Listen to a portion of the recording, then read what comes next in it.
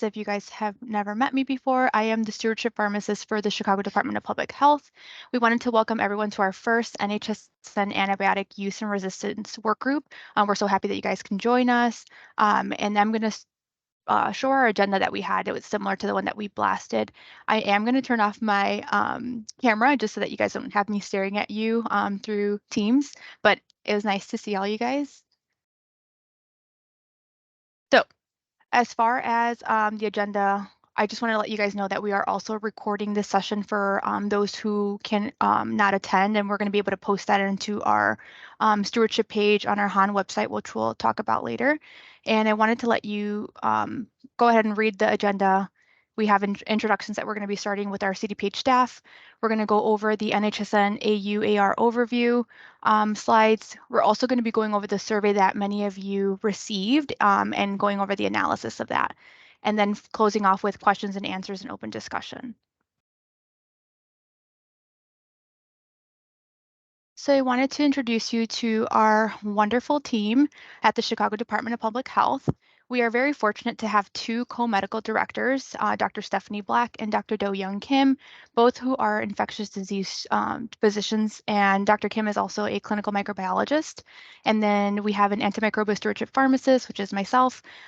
We have three epidemiologists, Kelly Walbley, who is our senior epidemiologist. We have Clarissa Najera, who is our antimicrobial stewardship epidemiologist 2, and we also have Linda Lee, who is our epidemiologist 3. We are additionally have two public health administrators. So we have Jasmine Wright, who is our antimicrobial stewardship assistant support, and we have Matthew Monlock, who is our NHSN technical assistant support.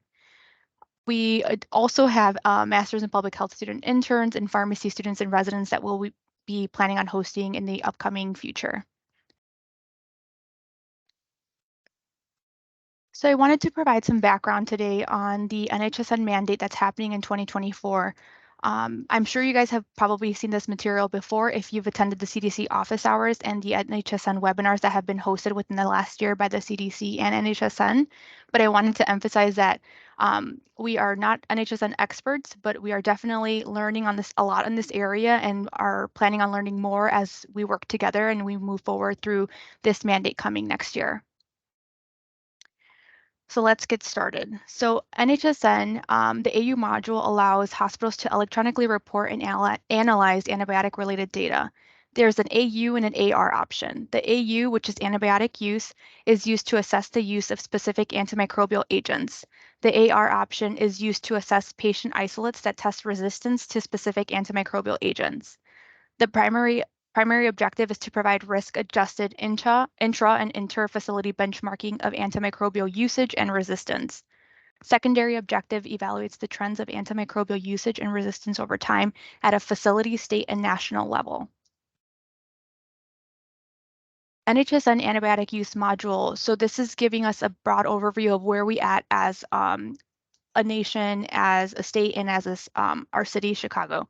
So currently right now in Chicago, we have 33.3% of facilities reporting into NHSN, and this is just strictly for AU as of 2021. It's very similar to our state, which you can kind of see it's about 34%. So only 1/3 of our facilities in Chicago and 1/3 of our facilities as a state of Illinois are reporting currently into NHSN. This brings us to this wonderful slide from the CDC. I wanted to mention this. There was a action call last week on NHSN that the CDC hosted, and it basically pointed out that 21% of the facilities can attest to being in active engagement with NHSN, which is one of the requirements that we're going to be talking about in the next couple slides. And only 11% of facilities as a nation or as a whole registered for the PI program in the NHSN app, but have not submitted test files nor data, which we'll talk about more in the upcoming slides. Only 8% of facilities submitted enough data to qualify for the PI program, but have not registered with the NHSN app. And as 60% of facilities are not engaged with NHSN for the purposes of the PI program. So as a whole, we're really behind in our AU and AR reporting, and I'm hoping that these numbers will increase by 2025 once we have a full year of registration and submission. So let's talk about some of the benefits of AUR reporting. So there's insights and data benefits. So specifically, it allows for some benchmarks for antimicrobial stewardship to be displayed. It also allows for benchmarks for antimicrobial quality improvement activities that facilities can look into. It also allows for comparing antimicrobial use with trends across the nation using our SAR, which is our standardized antimicrobial administration ratio. You're able to identify problems within a facility to target interventions.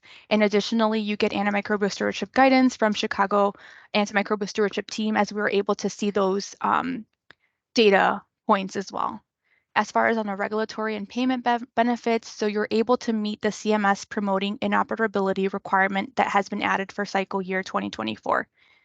By doing the AUR reporting, you're also able to satisfy the Joint Commission's antimicrobial stewardship standard for tracking and reporting. And it was recently added to the CDC's priorities for hospital antibiotic stewardship core elements implementation in 2022. And I added the link here as well for the priorities if you want to look at them after the session. So let's jump into the CMS requirements for the AUR reporting starting in 2024. So what is this? So starting in 2024, AUR module data are required under the Public Health and Clinical Data Exchange objective of the CMS-PI program. So this applies to eligible hospitals and critical access hospitals that participate in the CMS-PI program. Measures include submission of both AU and AR option data. For cycle year 2024, facilities can either attest to being in active engagement with NHSN to submit AUR data or claim an applicable exclusion. So what is due in 2023? Currently, only bonus points are allowed or being given on cycle year 2023. So right now, 5 bonus points can be redeemed for being in active engagement with NHSN to submit AUR data.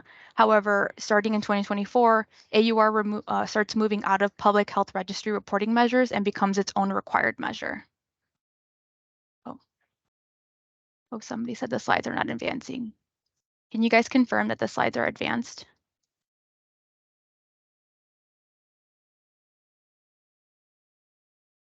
Showing you're on slide 11. Yes. Okay, just want to make sure. Do you guys see does my hospital participate? Yes. Yes. Oh, some people are saying still on welcome page. Interesting. Maybe exit out and come back in. Maybe that'll help.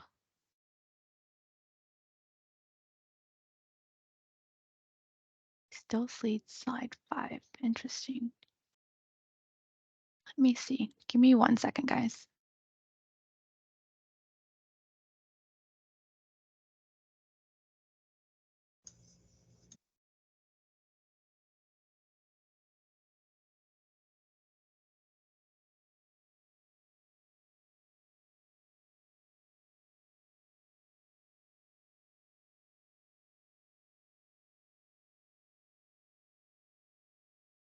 Okay, it looks like everybody can see it now. Okay. So does my hospital participate in the CMS promoting inoperability PI program? So most facilities do participate in the CMS PI program. Reach out to the person who's in charge of your quality reporting within the facility. So critical access hospitals are eligible to participate if your facility qualifies or if your facility describes themselves as a critical access hospital. Facilities that are not paid under the CMS hospital inpatient prospective payment system, so the IPPS, are not included in the CMS PI program. So this includes, but is not limited to, inpatient rehab hospitals, inpatient psych hospitals, and long-term acute care hospitals. So in 2024, facilities can either attest to being in active engagement with NHSN to submit AUR data, which we'll talk about in the upcoming slides, or they can claim an applicable exclusion. Exclusions for the AUR measure include the hospital or critical access hospital does not have any patient in any patient care location for which data are collected by NHSN during the EHR reporting period. Additionally, the hospital or critical access hospital does not have an electronic medication administration record, barcoded medication administration records, or an electronic admission discharge transfer, which is ADT, system during the EHR reporting period. Or the hospital or critical access hospital does not have an electronic laboratory information system or electronic ADT system during the reporting period. So if your hospital meets any of these exclusions, they do not have to report into the AUR measure. So getting started with the process to report into NHSN. So unlike the other modules that many of you might be familiar with in NHSN, the AUR module does not allow for manual entry. Electronic data submission is a requirement for the AUR module, and it requires health level 7 clinical document architecture, which is CDA formatting for this submission. So it does require some prerequisites or some requirements for hospitals. So eligible hospitals or critical access hospitals must meet the following, and this is going to be the same information as the exclusion. So if your hospital does not meet any of these requirements or prerequisites, it's included as an exclusion criteria. So the required data system or electronic access to the required data elements for the NHSN AUR module. So an electronic medication administration record, so an EMR, a barcoding medication administration, so a BCMA system for capturing antimicrobial administrations, an electronic laboratory information system, so LIS, for capturing antimicrobial susceptibility results, or an electronic admission discharge transfer ADT system for capturing patient movement within a facility.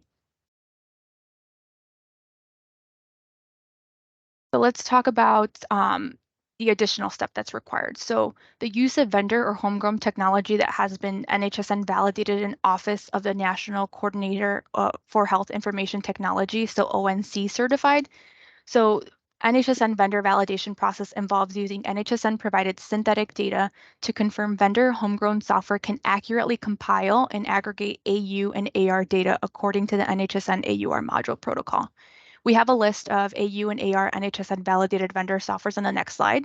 The ONC vendor certification process involves producing valid clinical document architecture, so those CDA files to upload into AU and AR data into NHSN. There's more information on the vendor certification process on the Health IT website and the NHSN website as well. And I've included links at the bottom corners once you guys get the PowerPoint presentation slides it'll take you directly to that website. So these are the software vendors that NHSN has validated. So there's two different lists. There's one for AU and there's one for AR. Again, the list, if you click on the blue hyperlink, it'll be able to take you directly to the website that it's corresponding to. So what you can do as a facility right now is begin evaluating software vendors if you haven't done so already, looking at different cost considerations, using your hospital's EHR versus wanting to use a third party, looking at what additional features that NHSN software vendor could provide you. So does it provide perspective and audit and review capabilities? And also looking at your implementation timeline, how long it's going to take you to get the software and be able to produce those files and start submitting data. Also getting IT involved if that's going to be needed for your facility, if the software vendor offers any trainings, and then also getting your C-suite and IT services approval. It's recommended to always use a vendor that has passed SDS validation to ensure that there's a smooth process once it comes to reporting.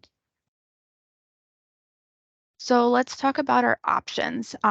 This was sent out in the survey to assess the preparedness for which option your facility was going to be submitting for 2024. So we have two different options. Option one is pre-production and validation. So this includes registration within NHSN and testing and validation of the CDA files. Option two includes validated data production, submitting production AU and AR files to NHSN. So for cycle year 2023, that includes 90 continuous days of AUR data submission, and for cycle year 2024 is 180 continuous days of AUR data submission. I do want to note that beginning in cycle year 2024, facilities can only spend 1 calendar year in option one, and that's the pre-production and validation. So once coming into 2025, your facility can no longer select option one if they already did so for 2024. So the registration of intent to submit data, which is step one of option one, the eligible hospital must first register the facility's intent to submit AU and AR data into NHSN.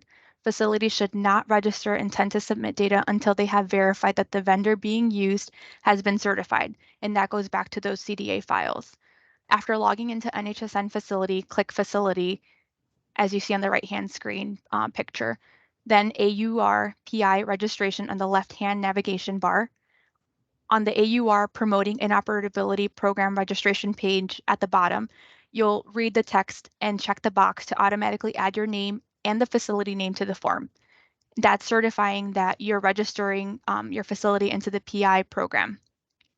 I do want to note that only the NHSN facility administrator can view and complete this task. So please work with your facility administrator on doing this. All facilities must complete this step regardless if they have already sent production AU and AR data into NHSN. A facility can add up to 2 additional email addresses for individuals who will receive copies of submission of documentation. So this is great if you have like an IP or a pharmacist who you want to obtain that monthly report that they send, and you can add them as additional contacts. You want to verify all information is correct and then click the Save button. Click Yes on the pop-up alert to confirm your facility's registration of intent to submit AU and AR data as seen on the box, and then contacts will receive an automatic email that's confirming that your NHSN that you have registered, and that should be saved for your records. Moving into the testing and validation of AUR CDA files, which is step 2 of option 1. Email the 3 test CDA files to the NHSN CDA@cdc.gov email according to the specifications outlined in the invitation letter that you got. So these CDA files are going to come from those software vendors that are going to be producing those files for you. So you'll have 3. The first one is going to be an antimicrobial use summary CDA, an antimicrobial resistance numerator CDA, and an antimicrobial resistance denominator CDA. The NHSN CDA help desk will email describing any errors that were identified during the validation process. The facility must work with their vendor to correct those errors and resend the updated test CDA files. When all 3 test CDA files have passed validation, you will receive an email indicating that all test files have passed and that AU and AR data can now be uploaded into the NHSN production environment. This email should be saved for your records. So submitting of production of AUR data. So once the test files have been completed, the facility will then be invited to submit AU and AR data into the NHSN production environment. It's recommended to upload within 30 days following the completion of the month. For data to be accepted by NHSN application, a facility is required to use the vendor homegrown software that has been validated by NHSN, which we talked about. And per CMS PI program guidance, facilities should report data on an ongoing basis during their EHR reporting period. On the first day of every month, the NHSN facility administrator and optional facility PI program contacts will receive an automatic email with a monthly summary of the AU and AR data submission. Facilities that reach this step can attest to meeting the CMS PI program's option 2, submitting production data.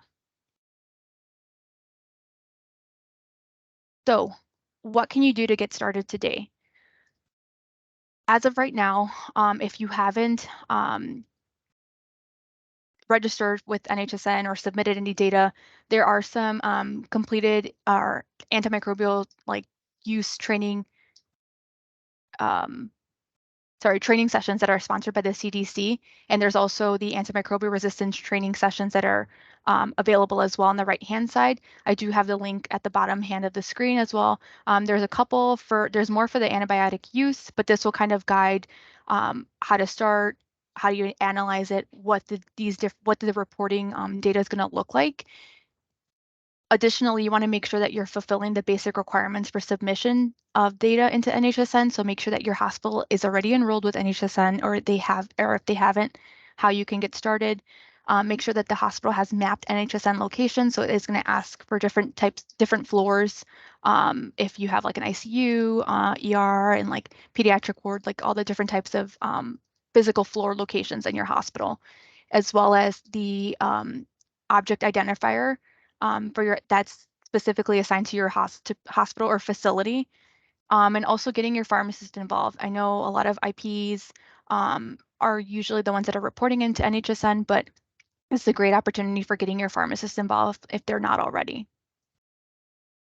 I do wanted to give you guys some additional resources. So there's the NHSN Help Desk email address, the AUR module website for more information by the CDC. There's the link to the trainings again. If you have any CMS related questions, there is QualityNet Help Desk email and phone number, and then our Chicago Department of Public Health contacts as well.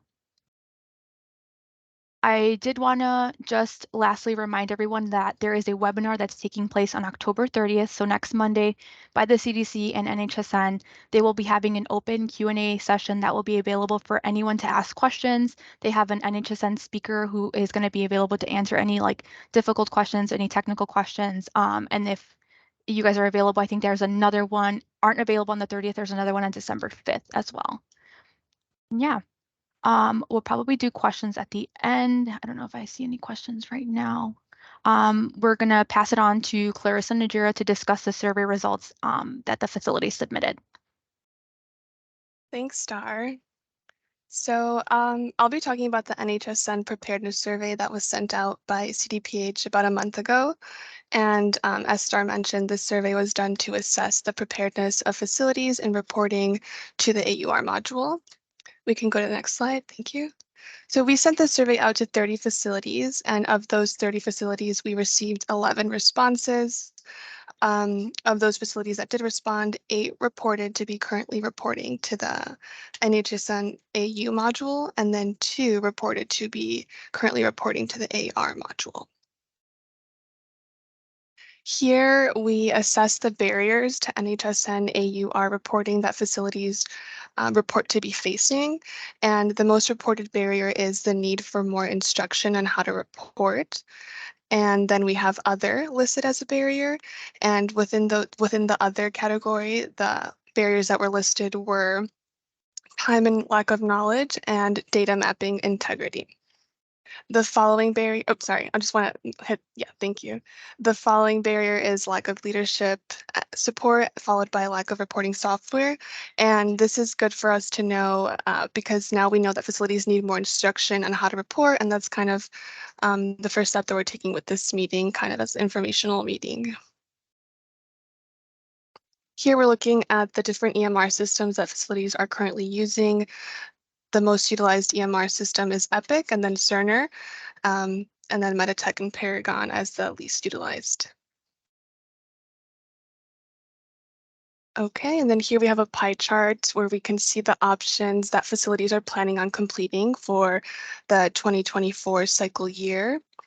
A little more than half of the facilities that took the survey are planning on reporting option 2. And then the remaining 45% of facilities are planning on reporting option 1.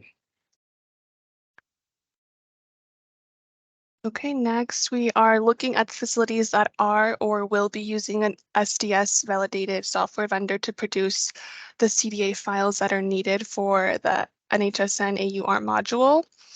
About 64% report of the 64% of the facilities reported that they are not or will not be doing this, and then 36% reported that they will be using a validated software vendor or are already doing so. So just want to note that this question on the survey wasn't given to everyone. It was only for those, so it kind of had like a branching logic, and it was only for those facilities that reported that they are planning on voluntarily reporting to the NHSN module, or that they aren't meeting any of the exclusion criteria that would exclude them from reporting. And so that's something that I'd like to highlight, because for either option 1 or 2, facilities do need, or it's highly recommend that they have an SDS validated software vendor. So that's something to keep in mind, because if these facilities that did report that they plan on reporting and they still don't have or are not going to be using a validated vendor, that's just something to keep in mind. And now we can see the software vendors that are being utilized by the facilities that did indicate that they are or will be using a validated software vendor. And these are the most utilized for the AU option. We have 50% of facilities that selected BD Health Site Clinical Advisor, and then Epic Bugsby Infection Control, and lastly, Meditech Expanse. And the good thing is that these are all validated software vendors. And then here we have the same graph, but for the AR option. So similar, we just kind of have like the first two switched. We have Bugsby Infection Control, and then BD Health Site Clinical Advisor. And similar to the AU option, Meditech is the least utilized.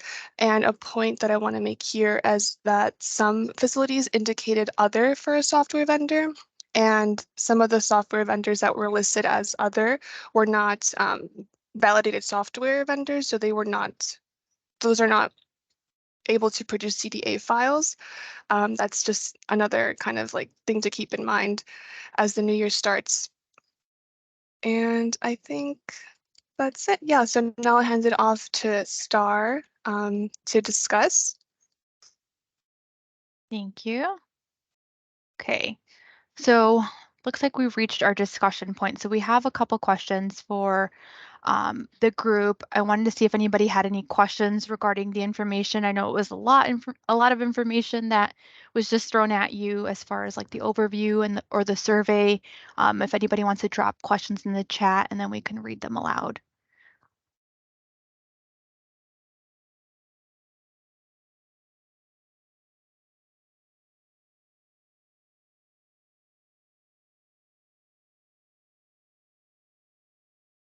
Or if anybody wants to come off of mute and ask questions.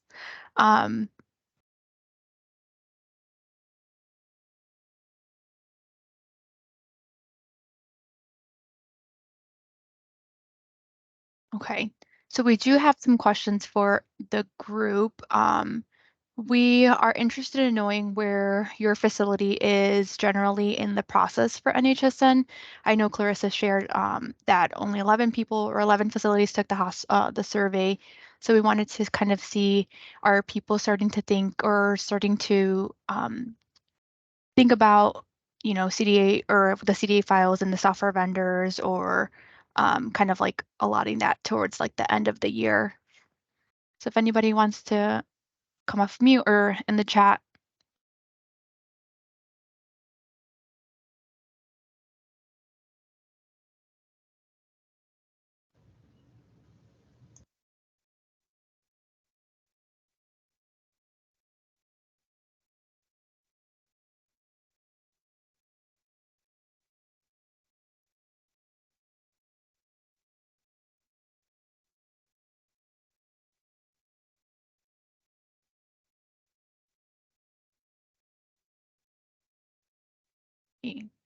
Anybody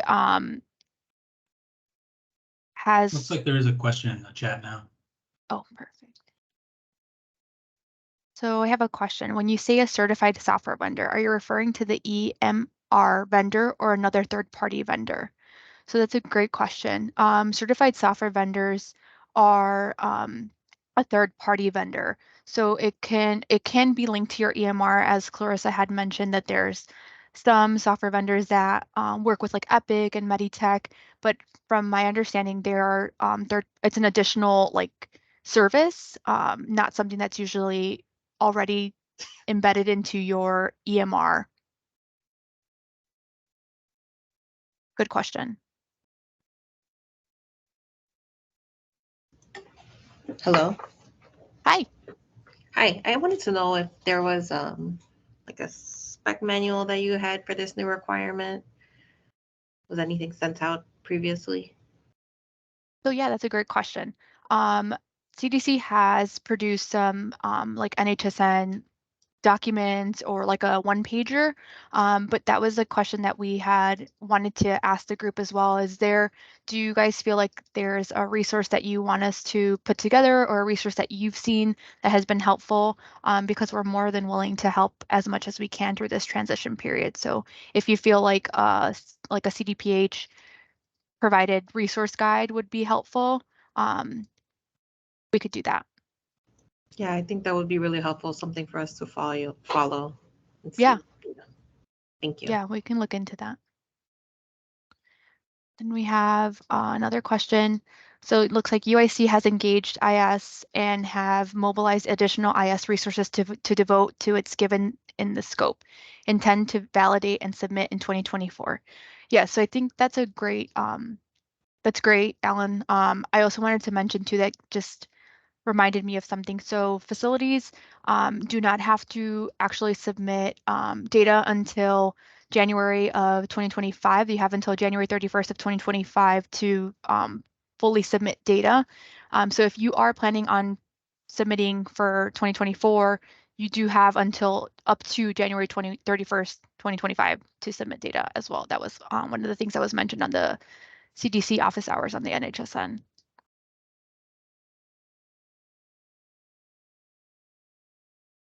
Any other questions? Anybody who's using software vendors and is currently reporting a UAR data that has had positive feedback or negative? Hey, this is Oh, Justin at NMH. We actually have been trying to explore AR. We are new to that. We've been doing AU for quite some time, but AR, we were dragging our feet a little bit. Epic has like a package, I believe, that's somewhat standard. So I would just work with your IT folks to make sure that's possible at your site. But it worked for us out of the box, and we had very little changes to make, which was nice. I think some of the guidance from CDC in terms of their documents online seem overwhelming, but the videos and webinars that they put together are really helpful. One thing that I was worried about, I thought we had to come up with like the rules for the phenotypes on our own, but really, I'm sure you covered it. We're just uploading that bulk data and then they're sorting through it for us. And the tools that Epic has in that kind of standard package do it for you. So that was a nice relief that we found. that's awesome. That's a good point. I did not bring that up, but that segues into our next scope of topics for future calls. It looks like Ginny from Ascension is working on getting the BD module to submit data to NHSN. How can we validate the data submitted to NHSN? Would we be able to validate through BD? As long as the software vendor that you're using is one of the validated ones from that NHSN has certified, then you should not have an issue with the validation process if it's already like pre-validated.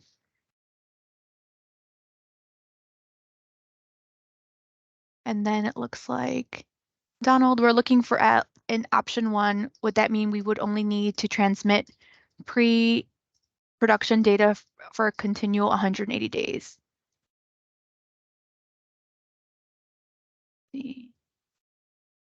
So for option 1, you would just need to do the test CDA file, so you don't have to submit any production data. So you would register with NHSN, you would have your software vendor, and then you would have to have like a software vendor for step 1 initially as well. So you'll get your CDA files, test CDA files from them and submit those test CDA files, but you don't have to submit any data technically until 2025 when you go on and move forward to option 2.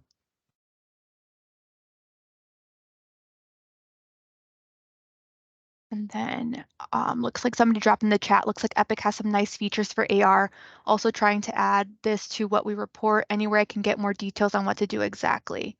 Yeah, so that's a great question. So the CDC and NHSN, I think that they dropped a office hours last week, and this was a topic that they were discussing, like what to do with our actual data. So data for action call. I can drop the link in the chat to the PowerPoint, and I think it was like a recording. I think it's available on YouTube too. It was a really great informational, but this is probably something that we also wanted to discuss with the group as well, and seeing like what we can do as a health department to look at different benchmark data and kind of compare if facilities were interested in getting a comparison report from their facility to where they are like on like a bigger spectrum compared to like the city of Chicago. So yeah, that's a good question. Yeah, and look like Justin just dropped some links in the chat too.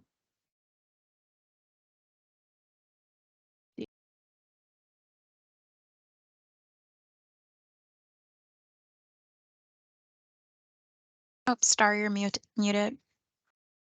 Oh, thank you. We're curious to see who's leading your efforts in your facilities. Is it typically like IPs or ITs or your antimicrobial stewardship champions or leads? And then how engaged is your facility leadership?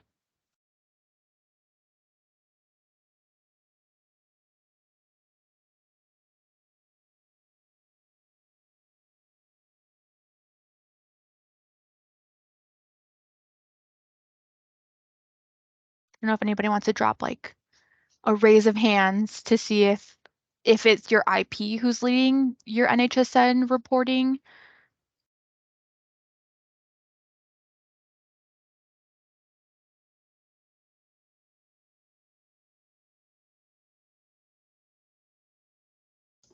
Hi, this is Mamta. Hi. This is from Humble Park Health. Actually, it is in combination. Infection prevention is under quality, but our quality analyst and IP both actually collaborate in and then submit the reports to NHSN. Okay, that's awesome. Yeah. It looks like a lot of people are saying combination of pharmacist, IP, and IT, infection control. Yeah, and pharmacist. In this case, yes, pharmacist will be involved. Yeah, that's awesome.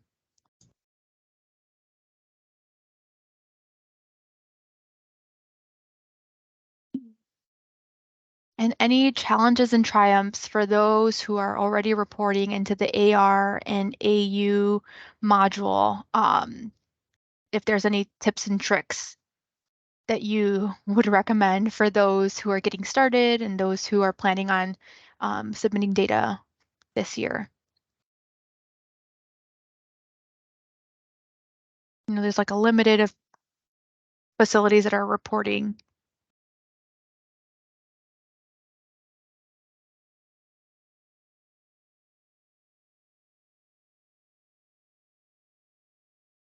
Yeah, I think the biggest thing would be, if you haven't already, start the conversations with your Epic analyst or, EHR analysts and IT folks now to help figure out what you need and then work with infection prevention to make sure the units are standardized. We learned a lot from just reviewing like the different AU units, and then that informed, where we wanted to map for AR. And then I think it's just doing it. So, it again, I was really intimidated by it, but once we worked through it and actually put in some of the find isolate features and then the upload, it became a little less overwhelming. I will say for us, it took a while for NHSN to actually upload and process the data. So that was a little bit longer than AU typically, just due to the number of isolates. Awesome. Do you have like a timeline, Justin, of like how long it took you guys? I don't know, you guys are probably like further advanced, but No, I mean, I don't think so. We're not. I think we're actually kind of behind. But I would say, not intensively, but maybe a month or two, to get everything kind of aligned. But, just waiting on various approvals, reports, et cetera. So it wasn't like a month or two straight of working on this. But in the background, yeah, that was kind of the timeline that we had. Okay. That's good, like a month or two. Okay.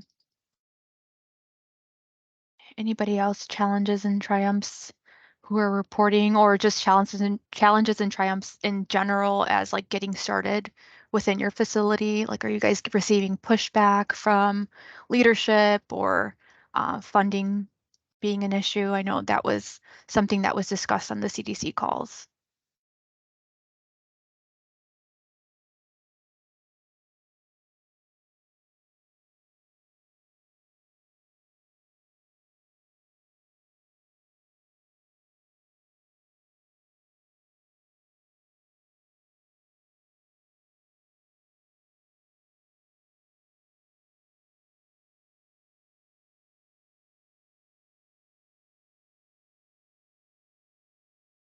Someone dropped in the chat, no issues with leadership yet, out of curiosity.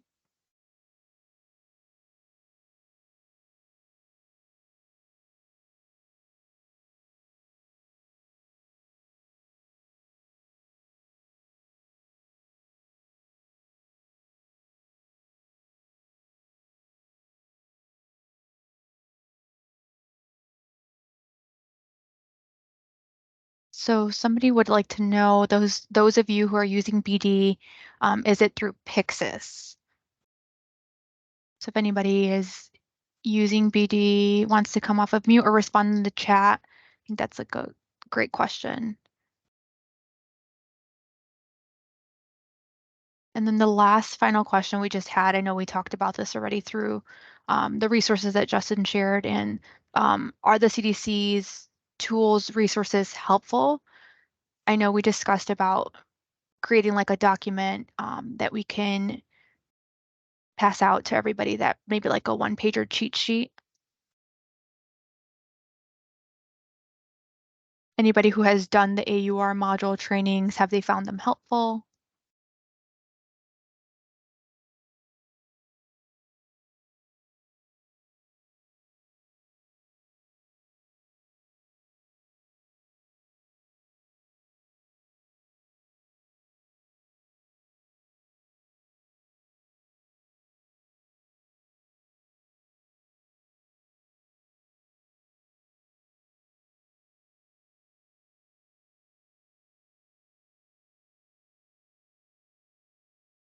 Let's see. Moving on to the next slide. So this is just more so gathering feedback. Oh, Brian, go ahead. My apologies, didn't mean that. Oh, that's okay. We're just looking for feedback to see cadence of future calls. I know that with January coming up and the holidays very shortly around the corner, we wanted to see if the group was interested in having a session in December, prior to the mandate coming and just right before the holidays and mid-year. I know mid-year is the second-ish week on December 3rd. If people are okay with that. And then what we wanted to discuss on that future call is more of so like the data for action reporting. So looking at what data comes from NHSN and what data we can use and how we can use those benchmarking measures to kind of make those interventions in our facilities. So going over quarterly facility reports. A lot of other public health jurisdictions in other states have done and got great feedback with quarterly facility reports that they send out to each facility, getting that information and really seeing that it's been helpful in reducing like their SAR numbers and just being able to make those interventions on like their facility level. So we wanted some feedback. I don't know if anybody wants to drop it in the chat if they prefer like a monthly work group meeting or an every other month. Right now we're looking at probably every other month based off holiday schedule. So next session probably being in December. And then lastly, we just wanted to gather feedback on what support you need from a state and the local Department of Public Health. I do have Jamie Jacob, who is our state antimicrobial stewardship pharmacist, on the call as well. So anything that we can do to support your facility in this transition period, preparing for this mandate, we are willing to get any feedback on that. Oh, and I know Jamie just dropped something in the chat. So Jamie said if any facilities are having trouble with leadership engagement, IDPH has recently sent out a letter to hospital leadership regarding the upcoming requirement. If you'd like to send her, like me to send you that email or that letter directly to share with your hospital leadership, please email her. Yes, please email her if you guys want a copy of that letter, but that should have gone out. I think that was like last month, right, Jamie? To all leadership in preparation for this mandate in 2024.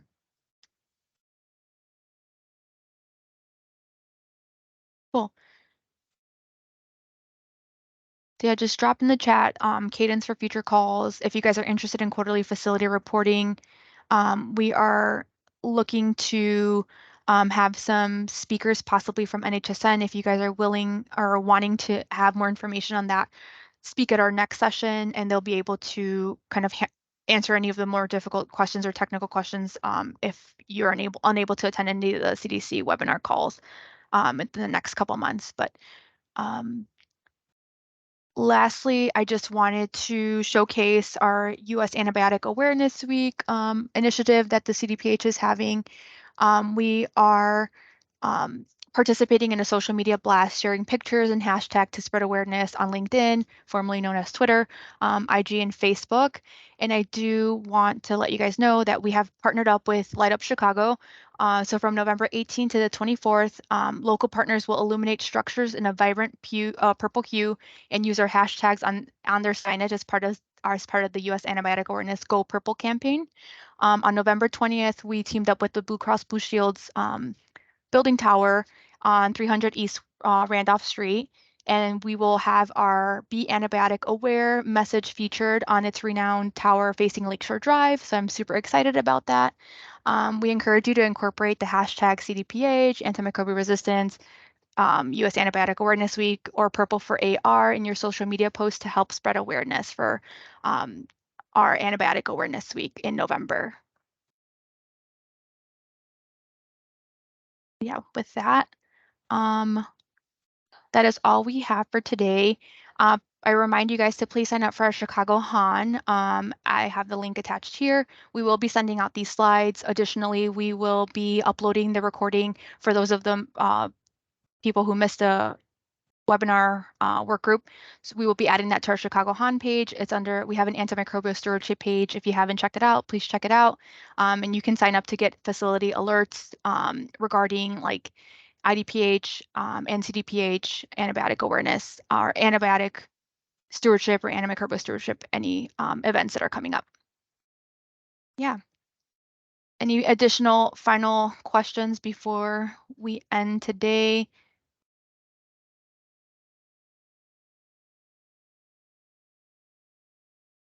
And yeah, a recording, yep, we'll have the recording, we'll have the slides sent to everybody.